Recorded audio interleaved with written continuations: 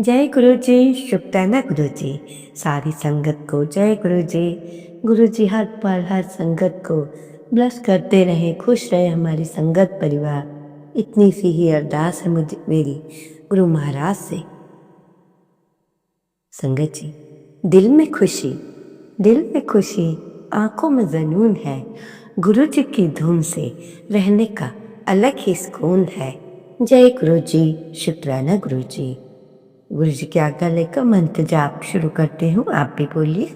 ओम नमः शिवाय, शिव जी सदा सहाय। ओम नमः शिवाय, मेरे प्यारे गुरु जी सदा सहाय। जय गुरु जी। डुगरी वाले गुरु जी को प्रणाम, बड़े मंदिर के गुरु जी को प्रणाम, लुधियाना के गुरु जी को प्रणाम। गुरु जी के चरणों में कोटि कोटि प्रणाम। इससे पहले जो गुरु जी के चरणों में लाइक सब्सक्राइब समर्पित करे, उसके घर में सुख समृद्धि की कभी कमी ना करें हमारे प्यारे गुरु जी। उन्हें भरपूर दें, गुरु महाराज उनकी हर इच्छा को पूर्ण करें। संगत जी देखिए, आपकी सेहत के लिए कुछ बातें बता रहे हैं। हमें पता है आज की संगत इतनी बिजी है कि उनके लिए अपने पास देने के लिए टाइम ही नहीं है। तो मैं कुछ आपको, जो भाग दौड़ की जिंदगी में आप इसमें कुछ नहीं कर पाते, उसके लिए कुछ बातें बता रही हूँ। ये बातें डॉक्टर्स भी आपको कभी नहीं बताएंगे। यदि आपका चेहरा पीला पड़ रहा है, सिर घूम रहा है, खून की कमी लगती है, तो किसी को बोलना बोले चुकंदर खाओ, चाहे उबाल के खाओ, कद्दूकस करके खाओ, किसी भी ढंग में हर चीज़ में चुकंदर खाओ। कभी कभी सबको लगता है कि हाथ पाँव सुन्न हो जाते हैं, नसों तक पोषण नहीं पहुंचता, इसके लिए आप दही खाओ। जोड़ों में दर्द बार बार होने से कभी कभी मोच आती है, हड्डियों में ताकत नहीं रहती, इसके लिए आप सफ़ेद तिल खाओ।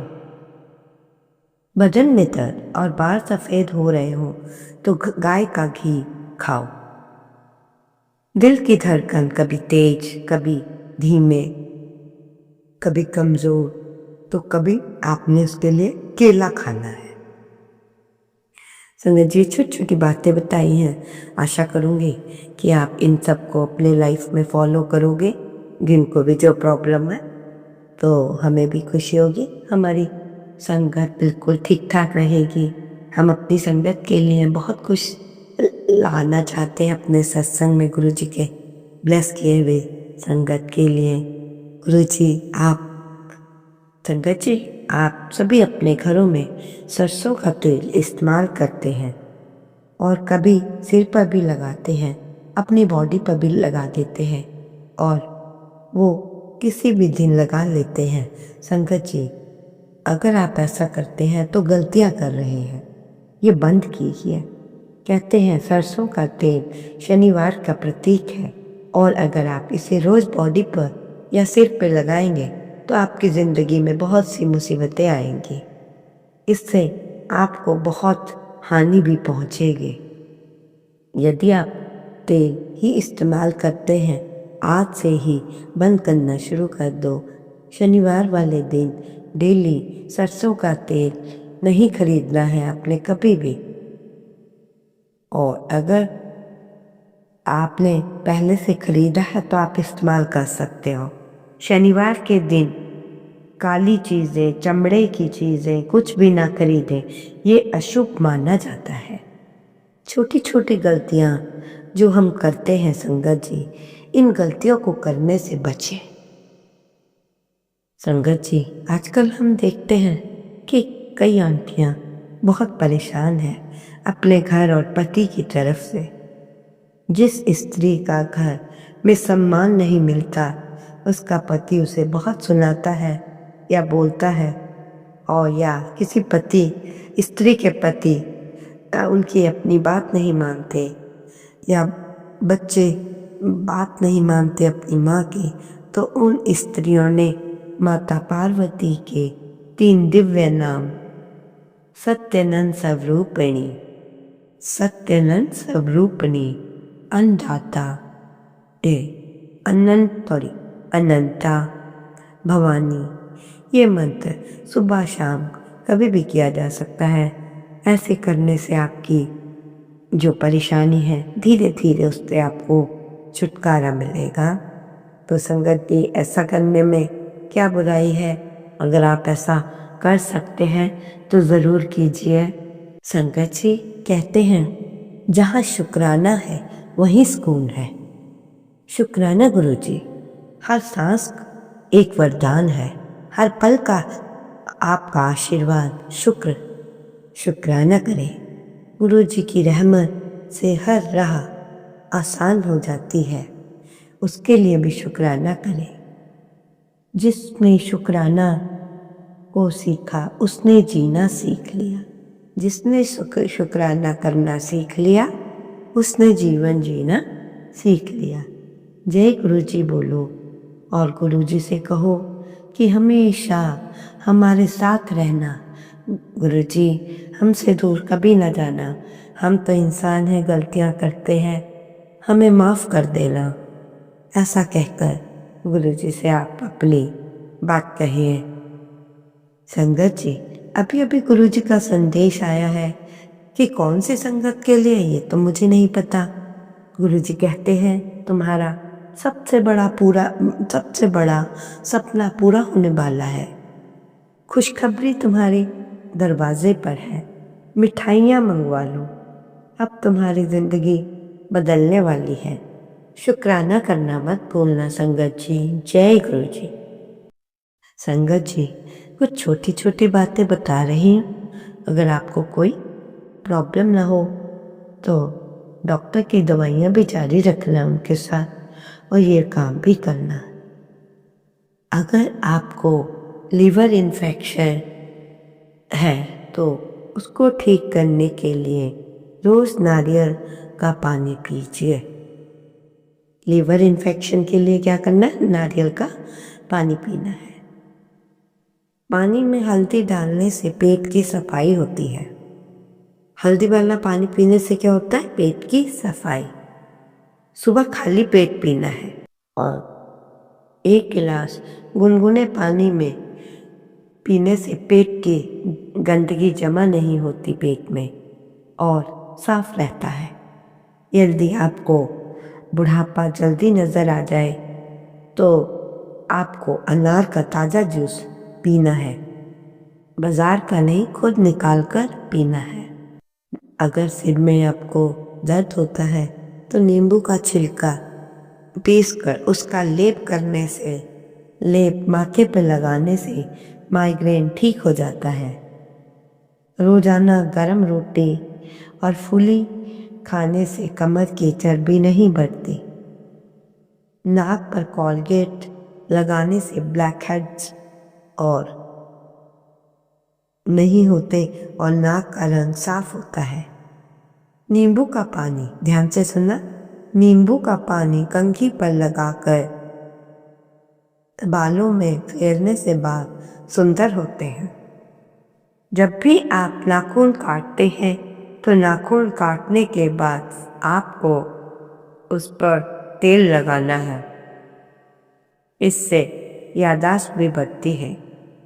अगर भूख ना लगे तो पानी में काली मिर्च का पाउडर मिलाकर पीने से भूख लगती है।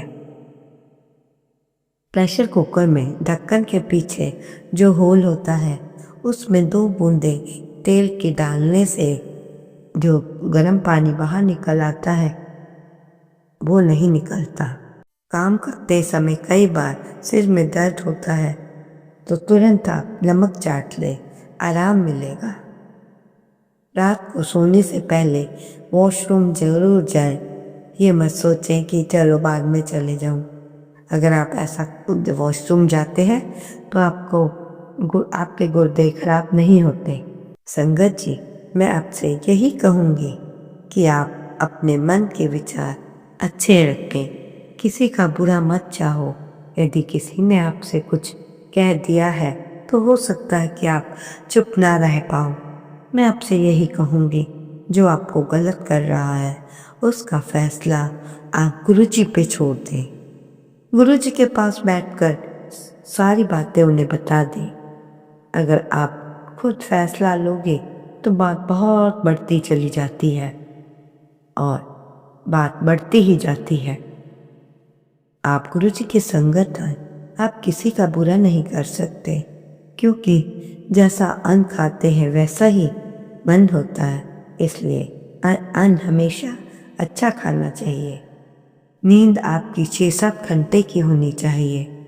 समय को गंवाना नहीं चाहिए, सबसे बड़ी अज्ञानता है। पैसा चला गया, ध्यान से सुनना, पैसा चला गया तो पैसा फिर आप कमा लेंगे, परंतु समय चला गया तो समय मुड़कर वापस नहीं आता। तो संगत जी, ये आपको जो मैंने बातें बताई हैं, इनका आपने बहुत ध्यान रखना है और हर तरह से आपको इनका फायदा होगा। संगत जी, ये बात बिल्कुल सही है कि माँ बाप ड्यूटी जाते हैं, बच्चा, क्योंकि आज एक आदमी से घर को पूरा अच्छे से नहीं चला सकते, तो दोनों को ही काम करना पड़ता है। तो बच्चों को आप किसी की ट्यूशन में या क्रच में छोड़ देते हैं। कहते हैं जो बच्चे देखते हैं वही सीखते हैं।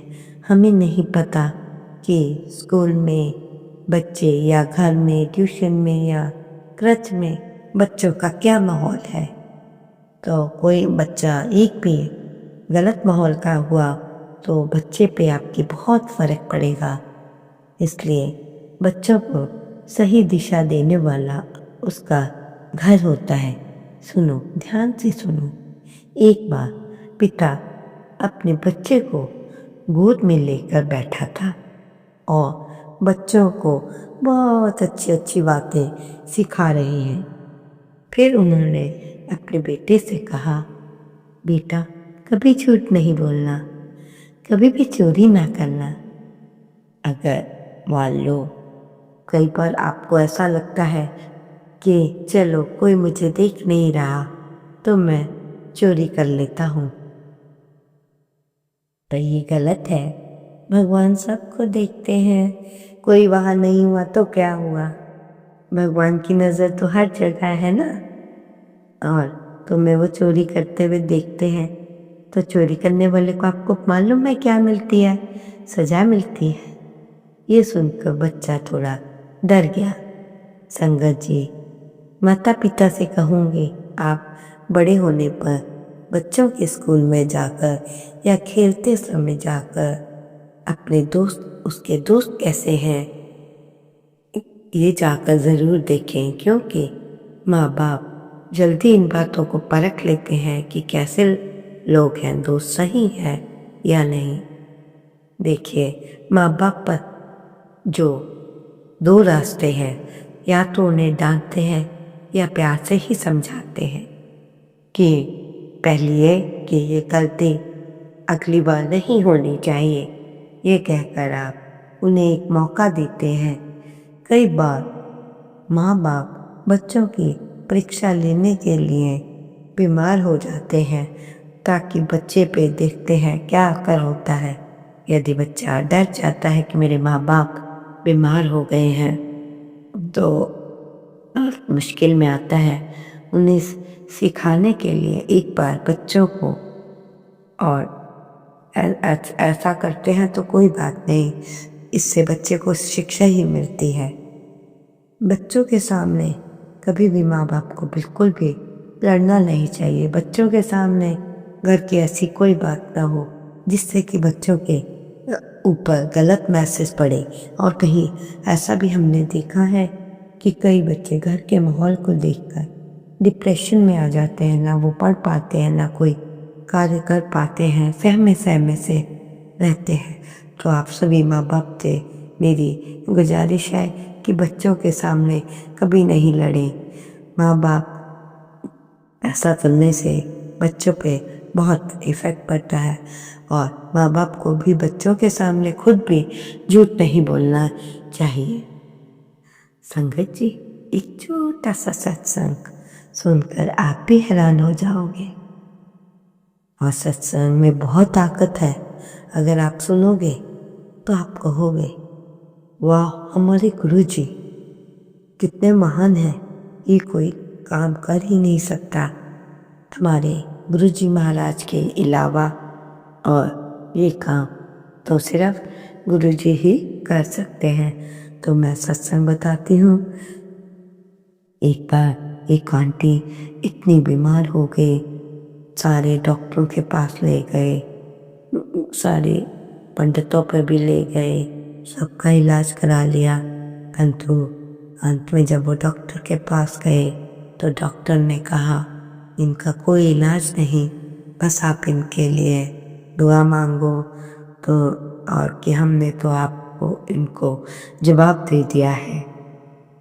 तो क्या होता है कि इतने में एक आंटी जो गुरुजी की भक्त है, गुरुजी की संगत है, वो वहाँ पर आती है।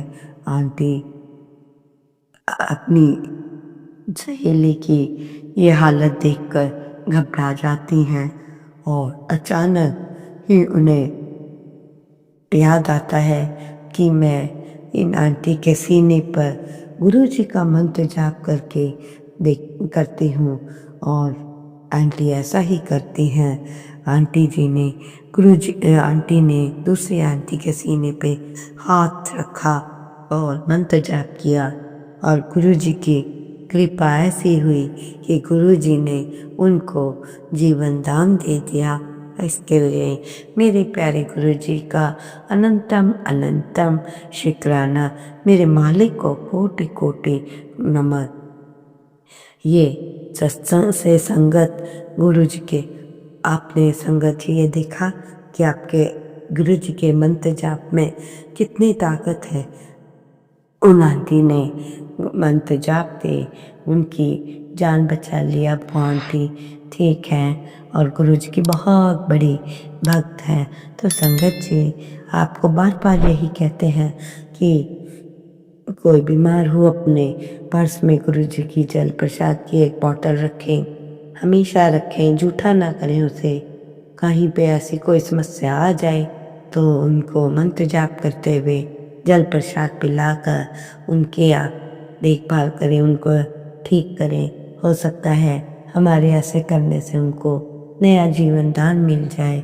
इसलिए मैं आपसे यही प्रार्थना करूँगी कि गुरुजी का मंत्र जाप अपने बच्चों को भी सिखाएं। गुरुजी के बाहर जाने से पहले आज्ञा लें और आकर भी गुरुजी के दर्शन करें। बच्चों को भी यही सिखाएं। सुबह उठकर आप कुछ नहीं कर सकते तो घर में गुरुजी का मंत्र जाप ही चला दीजिए, जिससे आपके घर में पॉजिटिविटी आती है और आपके घर के सब। ओम नमः शिवाय। शिव के सदा सहाय। ओम नमः शिवाय। गुरु जी सदा सहाय। जय गुरु जी। शुक्राना गुरु जी, अनंतम अनंत शुक्राना।